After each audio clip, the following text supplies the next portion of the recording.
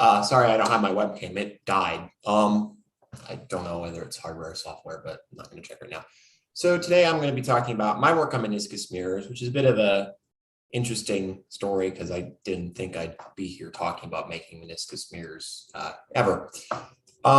This is my fourth year at the Altaz workshop, and I've been making scopes for 6 years. And you can see there's sort of this trend for stuff got bigger and bigger and bigger, and then it got smaller again. And now I'm reversing course and going back to some big scope, which is really exciting.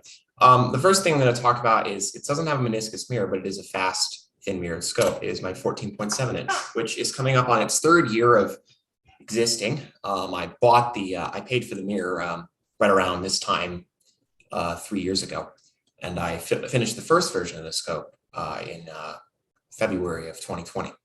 At this point, it's pretty heavily modified from the original. I've had 355 other scopes now, and it's still my favorite. I keep upgrading it. The most recent thing is I've added Rob's Quinsight, which I've managed to break 2 of already to it. And it had an equatorial platform, and I need to build a new one. And it's sort of gone through quite a few iterations. I've been sort of just optimizing it for convenience and portability, and I added fans and whatnot. And now it's about 55 pounds.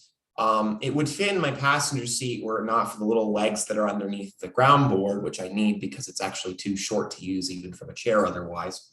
Bit of a good problem to have, I guess. The field of view I get is about 1.7 degrees. I've talked about it a little bit, I think, a few times in prior years. It's a really fun scope.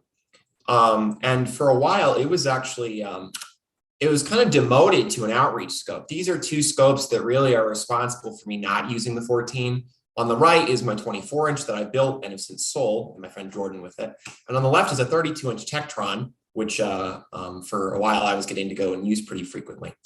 And after using both of these for some time, I actually came to the conclusion that I did want a big, very fast scope again. And the reason for such was the 24 I could move just fine when I lived with my parents, but once they were out of the picture and I moved to Arizona, it was pretty much impossible to get it set up for nights observing, let alone out of the apartment I was living in. But I would frequently drop stuff.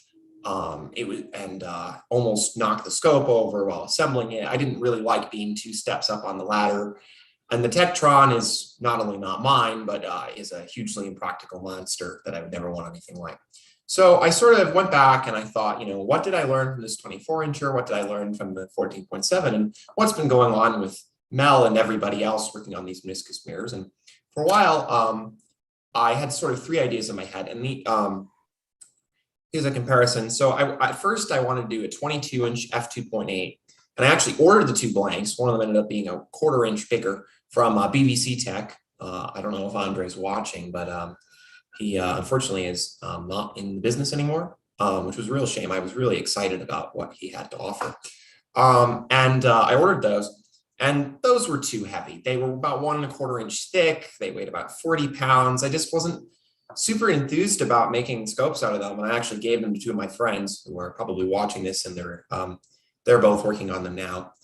And so then I went ahead and I ordered 2 20 inch f3.3 blanks. And the idea originally was to do a binoscope. And then by the time I had actually received both blanks, the idea of the binoscope was basically gone. Then I was going to reuse the tooling. And then I was going to do, one was going to be sort of an ultra compact. And then the other I wanted to maybe do some imaging with. And they were f3.3, so I could use a 4-inch secondary mirror, which was cheap to source. And that sort of fell apart for a few different reasons.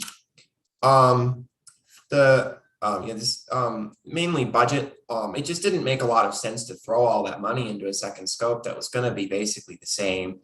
And I had the idea of the one of the 20s was going to fit in a convertible for a while, and then I was like, yeah, that's stupid. I don't need to do that. And so these are we're both 1/2 inch thick. One was BVC. One was plate glass. I kept the plate glass one because the plate glass one has a little bit more in the way of defects in the blank and in the slump. And also I hand ground the 20 inch all the way, the plate glass all the way through well, I actually started polishing it. I would show you guys what it looks like right now, but I got it to a flash polish by hand, which was really difficult. Made sure that I didn't have a useless blank, and I hadn't butchered it with astigmatism. Realized I'd scratched it a whole lot and that there was no way I was going to hand polish it anywhere to, an actual optical polish. And then it just so happened that, well, I found a machine. Yeah, the biggest problem with this is the weight of the mirror is only 15 pounds, which is, that's just fine to push around by hand. That's what a lot of 10s or 12s weigh. The problem is the surface area of the pitch lap or polishing pads with this size mirror is so huge that the friction of them just adds up to a point that even if, I had a pretty lightweight grinding stand for a while and it would just want to fall over, and then, I anchored it down, but the amount of force required just to push the mirror back and forth on it was massive. And this is just not something I think you can get around. I think that really you can't do more than 18 or 20 with the mirror on top by hand. Mirror on the bottom is a different story, but I don't think you would want to do that by hand. I also really underestimated how, I wouldn't say how bad the slump was, but more that the defects in the slump were a lot deeper than I thought. And so I went through 120 just to smooth it out. And then I thought, oh, well, it's only going to take me another hour to get rid of these little divots with 220 in it. It took a lot longer than that. Also, something recent I've learned is that 50 micron aluminum oxide works a lot better than 220 grit. It's less messy and it leaves you a bit of a smoother surface, and you can do it instead of 220 grit. And that's pretty cool. And I just happened to get this nice, you can see here, this Elgin style machine from a guy near where I live in Tucson. And he had used it to make a 24-inch. He was going to make a 30-inch with it. Really nice, weighs about 500 pounds. It took me a while to get it repaired and up and running, but it's a lot better than doing it by hand. And I haven't taken the approach that probably should have been done, which was to, grip the mirror from above basically and do mirror on top, and then have the tool on the bottom. That's probably the way to go. But what I did instead, because of the limitations of the machine and my skill set really, is I'm just doing the conventional tool on top. So I'm doing 20 pounds of weight with a 14-inch diameter tool. And then the mirror is against the concave tool I use to smooth the back. So I think it's going to be okay on that. If I have massive amounts of astigmatism, I will let you guys know. It could result in that, but I'm hoping that I can avoid that and work it the more traditional way. And this machine can work with up to a 30-inch mirror. I'd say really more of a 28 with the way that it's designed, but with a few modifications, I'm going to make it work with a 32-inch. And the 20-inch f3 right now, I'm sort of still in the design limbo because initially I wanted to do a hexapod. And after a lot of thinking about it, I realized that the hexapod was going to be really kind of annoying to assemble quickly, and that I could actually make. I actually was kind of underestimating myself, and I know how to make the cell in such a way that I could have collimation adjustments in it, which was the real reason for doing the hexapod. So these drawings here, where I was thinking of doing a regular truss stop with some composite materials, still might do that, but right now, actually, my two favorites are either doing a zip dob, like Mel Bartels' telescopes, or a tube. Now, the tube probably sounds like a pretty odd choice, and that's because I own a minivan, and I like to do a lot of astronomy outreach, and the tube would be really, really great for that because it's pretty much idiot-proof. Also, I'd be interested to see how well the tube does with the longevity of the silver, which I neglected to mention. I'm going to be silvering this mirror. But I'm going to have a wire spider and a belt sling. And weirdly enough, the secondary I actually got was from Clyde Bone's 20-inch Mersenne, which somebody deconstructed and parted out, which was a real shame, but I got the secondary from it, which was nice. And it's probably going to be about a little less than 70 pounds, which is pretty good. And the next up is a 32-inch f2.5, or, well, that's what the mirror slumped to. I think I might grind it back a little bit. But I have the blank. It's sitting behind me under my bed. Don't have anywhere else to put it. It's 3/4 of an inch thick, PVC. The slump quality on this came out a lot better. The guy, Andre at BBC Tech, had some complaints about slump quality and bubbles with some of his previous blanks, including my 20s. And this thing does not have any significant bubbles. The slump is a lot better. There's not no surface bubbles really, and no air bubbles, and it's smooth enough. I think I can start with 50 micron. I'm probably going to try to. This one will definitely be hexapod. I have the hardware for that. It's a bit over 3/4 of an inch thick, and I think I can make the whole telescope for less than $4,000 or $5,000. The blank was a bit over $1,000, and the secondary mirror is getting about $1,500, which is the biggest cost. But the idea here was to see, if I could cram a little more aperture into a ladder-free telescope. I'm fortunate enough to be a bit tall, so my hope is that I can use this, except maybe right at the zenith, without using a ladder, which would be really nice.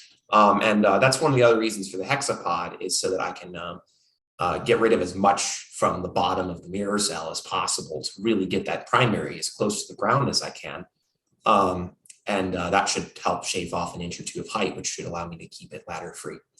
And my plan for this is to do a fixed post machine conversion essentially over the current machine I have, or build a new one, which I prefer not to do. If I did the fixed post, I would have to parabolize partly by hand, which would be, terrible. We'll see. I got to get through the 20-inch first.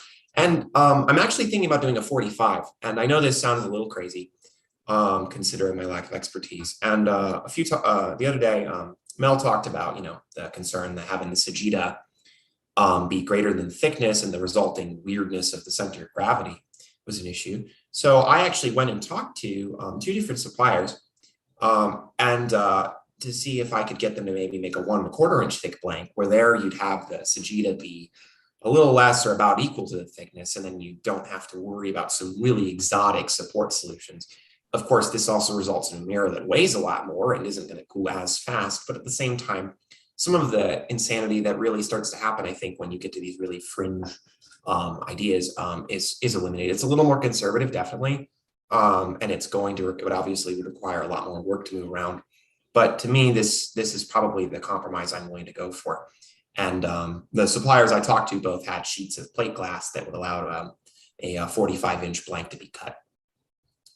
I'm not seriously contemplating this right now, other than I went and actually made sure that I could go and get the glass for this and get it slumped, which is great. And it could, I could decide to not do this. I definitely can't afford to do this right now, but I'd like to. And this, I think that the 45-inch size is also because I'd like to still fit it in my vehicle, and I've designed the structure more or less and on paper, and it should just about clear the wheel wells and so forth. So I think I can do a 45-inch in my minivan. Zane, we have a question for you here. Yeah. Can you name your suppliers? So I talked to Dottie in Texas, and I forget the other one. It's been a while. I didn't really go far with them other than making sure they had the glass. But I talked to Defense and Optical Technologies, Inc., and they said they had a sheet of plate glass they could cut a 45 out of and slump. And the price on it was actually really good. Yeah. So part of me wants to just order that as soon as I can, because I don't know how long they're going to have that sheet of glass. But they said they could do it, and that's really exciting. Thank you. Yeah, you're welcome. And thanks, Rob, for finding them in the first place. And here are some comparisons too on the limiting magnitude, field of view, and so forth. So on the right, I have Andromeda just simulated in Stellarium.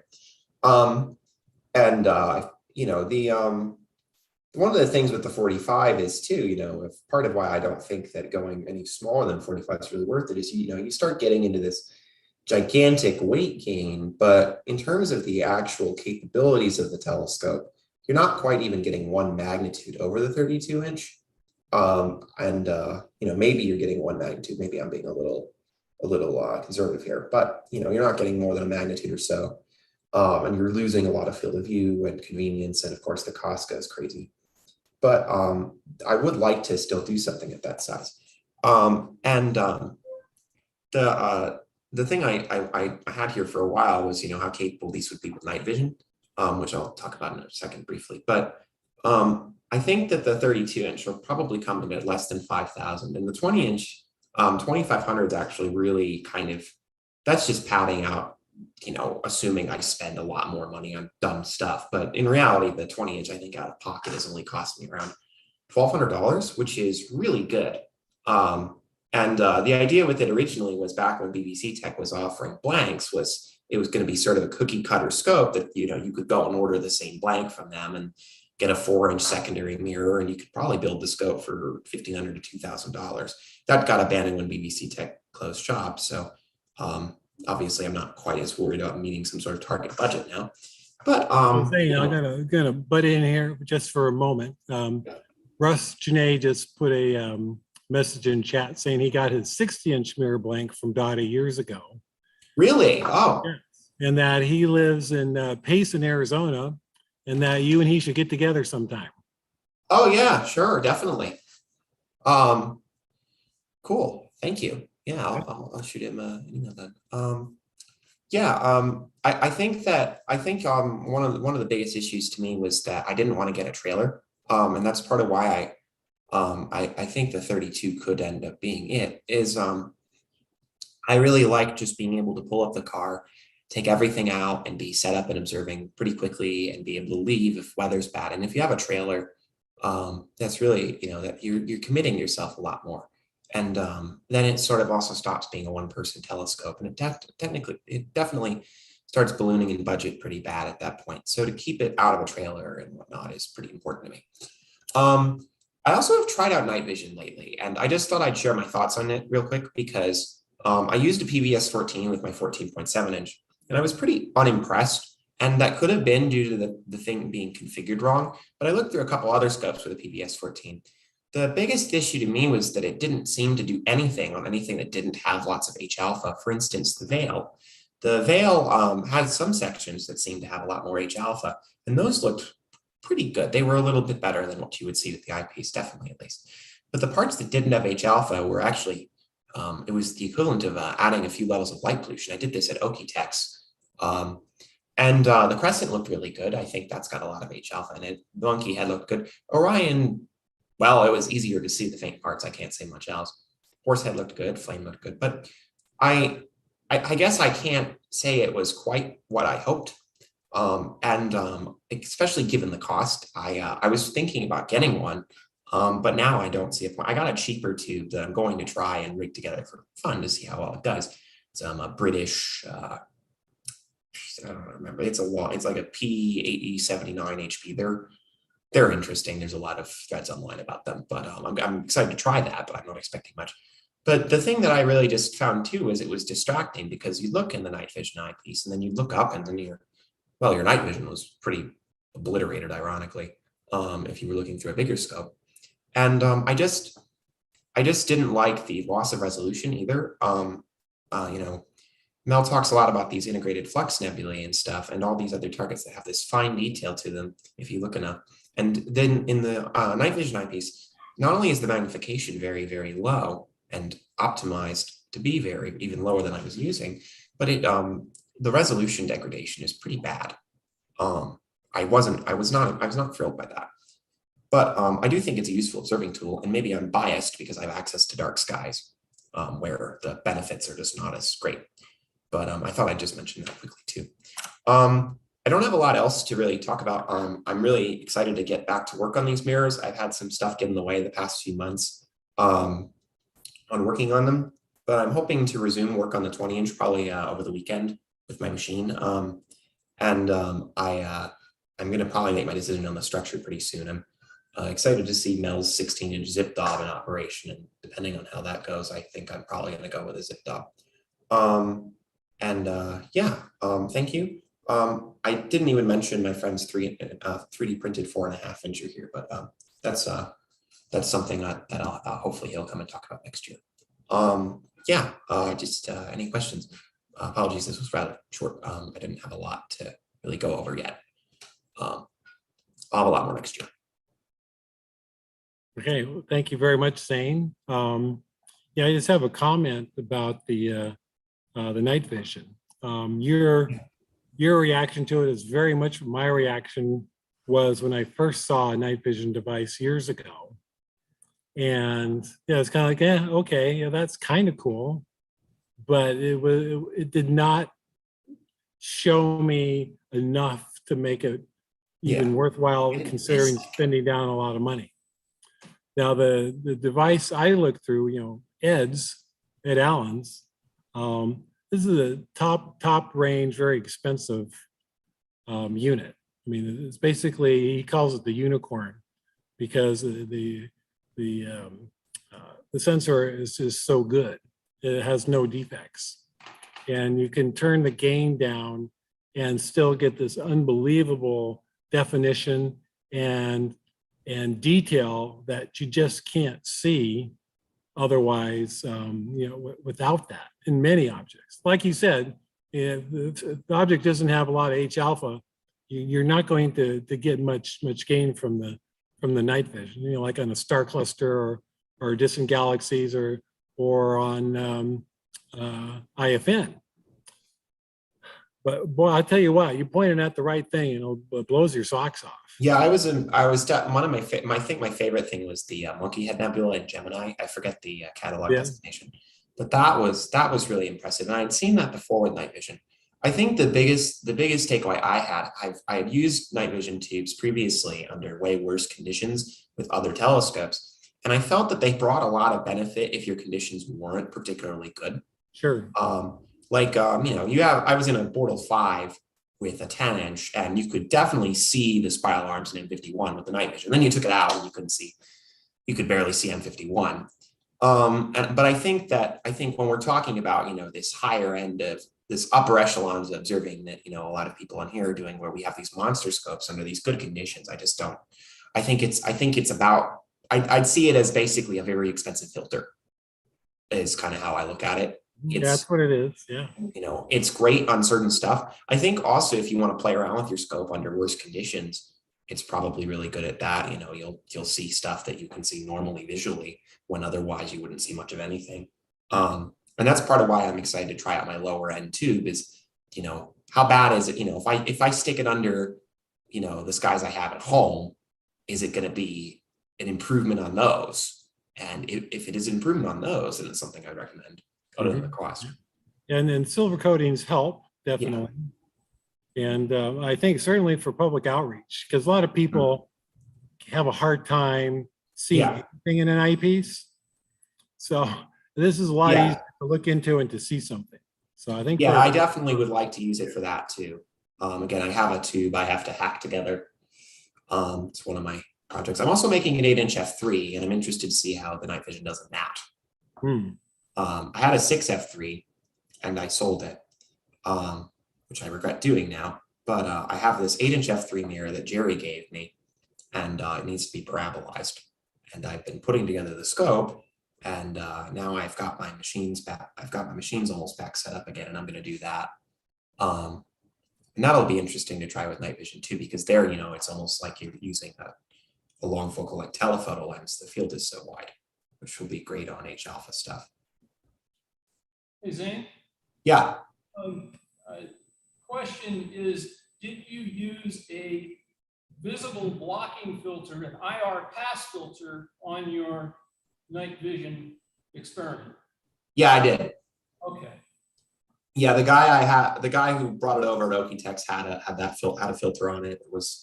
He had like an IR pass and H alpha filter for it, and he also had just like a wider blocking and IR pass. I don't know the specifics, but it was pretty good. And I looked through Mike Lockwood's one of Mike Lockwood's mirrors in a scope that he was commandeering, and a PVS 14, and in that, and there I saw the hexagon pattern on M42 from the actual night vision tube, which was a little unnerving. View was very good. Can't say it was much better than the eyepiece, but it was the faint wispy region stuff. But it was a little weird to see that pattern from the sensor. It definitely threw me off. And that was one of the other things too, as it sort of detracted from the experience. Oh, it sounds like a poor sensor. Yeah. So we got a comment from Mel. Yep. And he's asking that, okay, you mentioned this conference's sweet spot, 2 30-inchers, a 32, a 34, and a 36.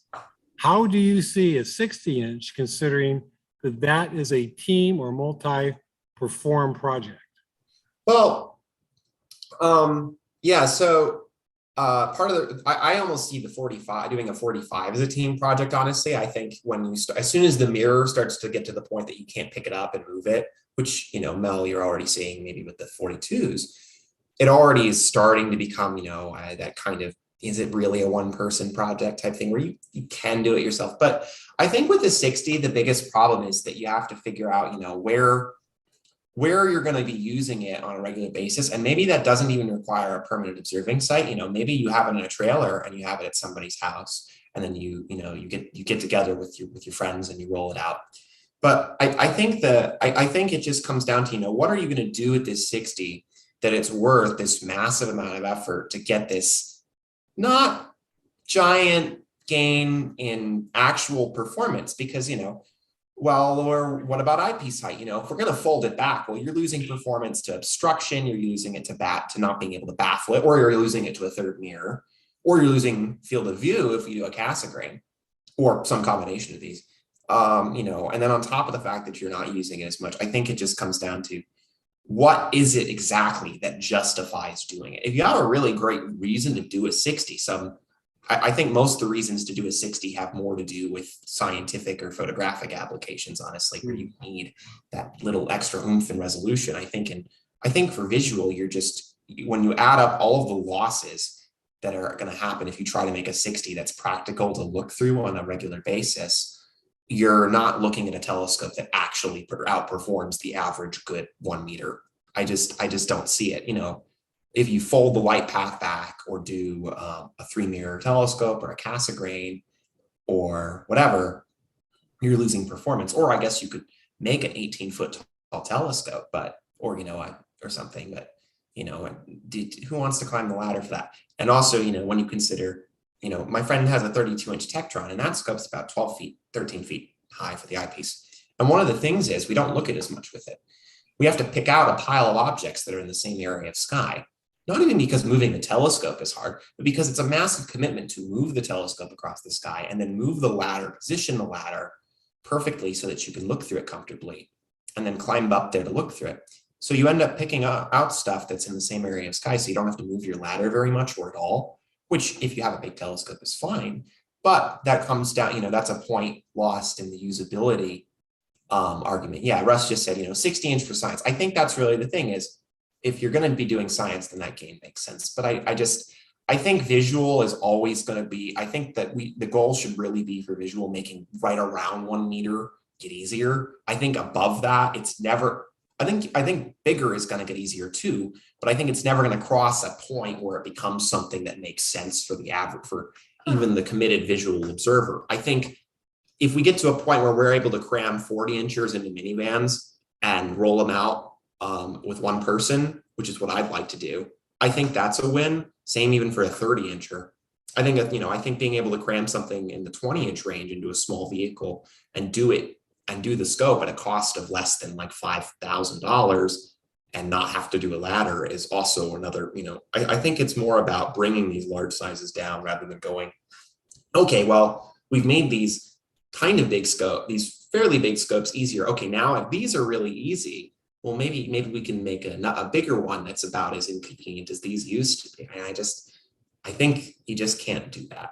Also, a 60-inch isn't going to fit in a trail, even some trailers, when you consider all the stuff that's going to be on the sides of it. You look at a telescope that's probably got a 6-foot wide footprint. That's a problem to move. Mm-hmm. Yeah, those are all really good considerations. And I think the comment I'm going to remember the most or the longest from this workshop is Russ' comment that his 60-inch led to hernia surgery. That was a meniscus, wasn't it? I think it was, yeah. Yeah, so it's a huge investment in time, and, and even considering you come out with a successful telescope. Yeah, somebody actually has offered me he's in Colorado and has a 61-inch mirror that's, I don't know what it was for, but it's Pyrex and a foot thick, and he was going to get it sliced into blanks for a while, and then he's offered it to me, but I don't even know how to get it here. It weighs several tons, and even if I sliced it into reasonably thick blanks, that has to go into an observatory.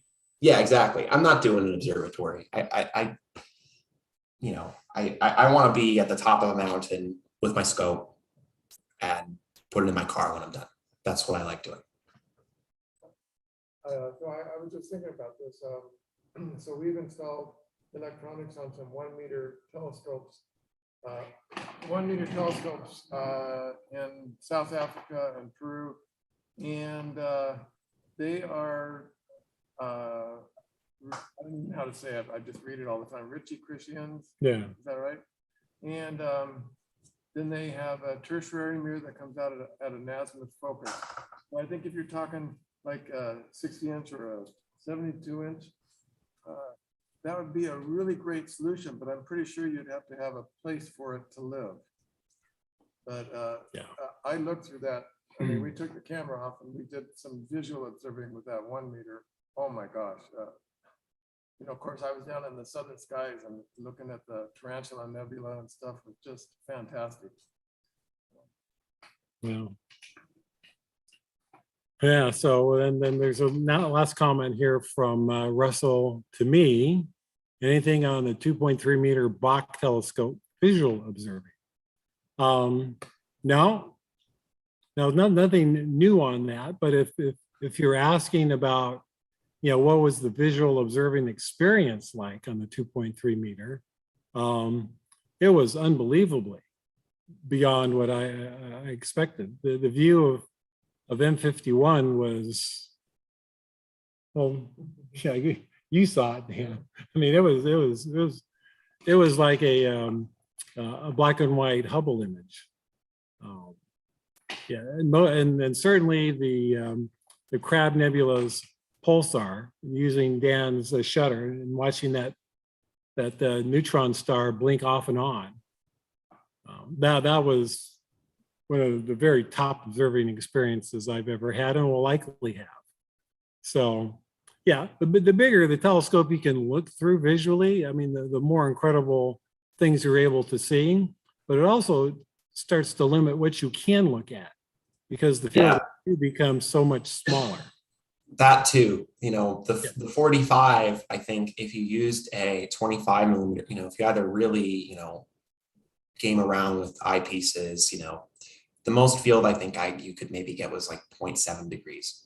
And that's small. That's what the 32 inch Tektron gets. Mhm. And I feel like anything under a half degree, even if you have, you know, manually, oh, forget it. But even with you're using tracking, I just feel a half degree field is at your lowest power where you're getting that big exit people that on some objects actually is a little too big, I would think. But you know, you're boxed in, you know, and the lowest power you can even use is like 200 or something. And that's a consideration too, you know, if you're stuck at 200 plus power, well, what if your seeing is not very good? You know, you're going to get these fuzzy stars all the time. I mean, you know, obviously if you're going that big, you also should probably be thinking about that, but you know, still, you know, if you're using, you know, if I'm stuck at 200 power, everything is so blown up and whatnot that you're going to be seeing, you know, you're going to have issues with seeing all the time. You're going to, you know, you're going to have, you know, you might even be using too much power on planets on some nights, of course, too.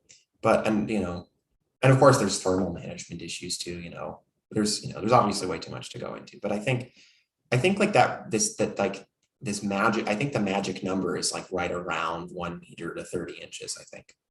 You know, Okay, well, that's interesting because Mel just wrote a comment yeah. saying, Howard and others, then do you feel that we've made progress, say by making a 30 inch easier for one person?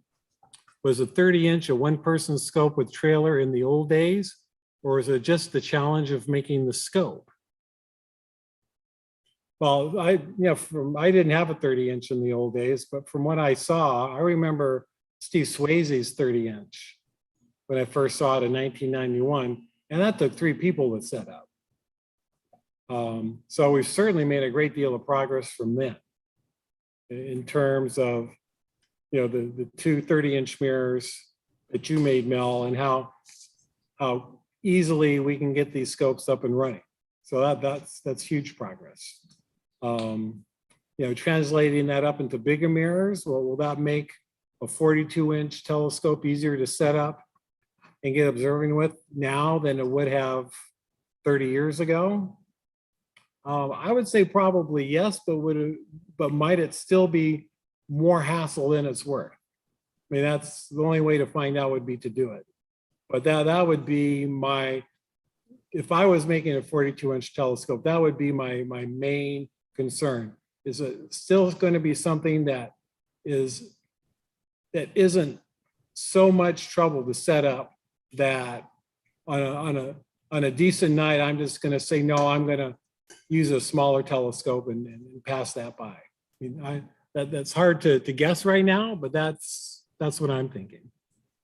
Yeah, I mean, I basically have accepted if I did a 45, it would probably need to be 2 people to at least get it in the car easily most of the time. I mean, maybe not, but I question, that's why I question even if I can afford it, should I do it, is because, you know, it Yeah. might be one person, but is it, my 24-inch was that way too. It was like, it was one person, but it was, you know, that scope was a pretty conventional 24 course, but every time it was that on that limit where, like, when I set it up, I would always feel a little uneasy about assembling it myself, rolling it back up into the car, because I knew, you know, if I slipped or something, I was going to have a destroyed scope and and probably injure myself. And that was, you know, that's my concern with going bigger than 30 or 32 inches is, you know, is there any way to avoid that? Even if you can still technically move it. Yeah. Well, I think there's one possible solution, and that's something that both Mel did in the past and Steve Swayze did, was that they kept their telescopes completely assembled and had a trailer, either got a trailer or built a trailer that they could just roll their scope completely assembled in and out of. So there was no assembly. It was just the process of getting the scope in and out of the trailer. Of course, then you're going up in cost. Going up in cost. Massively. And still, I mean, I watched Steve and Bruce Swayze move that 40-inch in and out of the trailer that Steve made. And that took at least as long as setting up the telescope would have. It was still a big procedure. But yeah, it doesn't seem like much of a win. Yeah. So anyway, okay, so what I'm thinking is, so we're going to switch computers for Dan's presentation, and so that might take a few minutes. It might take more than a few minutes. We don't know. So actually, no, we're not going to switch computers. They're just going to get on Zoom, right? And yeah, that'll be easier, because then we won't have to get everything stopped and started again. Yeah, so Dan's going to get that ready to go. And Good job, Zane. yeah, great job. Thank you. Thank you. I'll be at OSP next year if there aren't fires or repaving or any of the other, Yeah, us too. you know, horsemen of the apocalypse preventing the star party.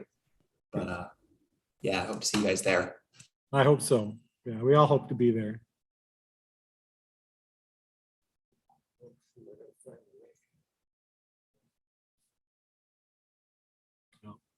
Well, this might be a good time to take a very short break, and and Jesse's taking this opportunity to bark at somebody. So yeah, we'll take the pressure off Dan to get this thing going right away. So if you need to go stretch your legs and whatnot, it's a good time to do it. And as soon as we're ready, we'll be back.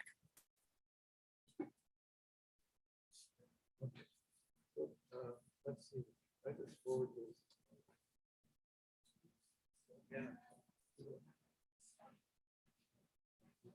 Send this email there.